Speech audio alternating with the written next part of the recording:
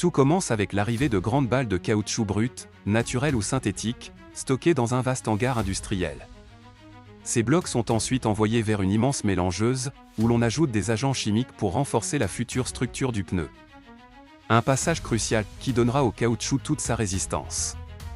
La pâte épaisse est alors malaxée, chauffée, puis parfaitement homogénéisée, jusqu'à obtenir une bande noire d'une incroyable douceur, parfaitement lisse, prête à passer à l'étape suivante.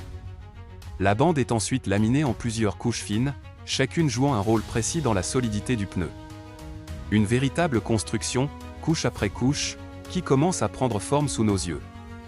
On y intègre des nappes textiles extrêmement résistantes, qui forment en silence l'ossature interne du futur pneu, assurant sa stabilité et sa robustesse.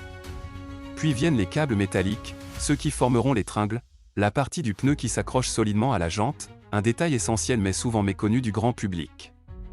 Des machines extrudent également les flancs du pneu, ces parties latérales où seront, un jour, gravées les inscriptions que nous lisons tous sans vraiment y penser.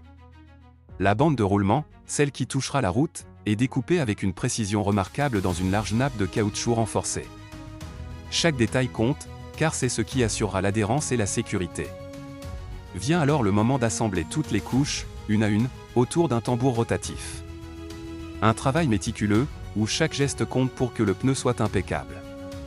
Les fameuses tringles métalliques sont ensuite positionnées aux extrémités, solidement enrobées de caoutchouc, prêtes à jouer leur rôle sans jamais faillir. La bande de roulement est appliquée en dernier, parfaitement centrée, pour garantir un contact optimal avec la route et une usure uniforme. On obtient alors un pré-pneu, encore mou, sans motif définitif, prêt pour l'étape la plus spectaculaire, la cuisson. Le pré-pneu est placé dans un énorme moule métallique contenant toutes les sculptures finales, comme un moule à empreinte, qui lui donnera son identité. Sous pression et à très haute température, le caoutchouc se transforme, il devient solide, durable et très résistant, prêt à affronter la route et le temps.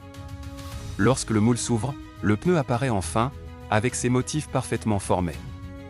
Un moment toujours impressionnant, révélant la précision et la maîtrise de toute une industrie.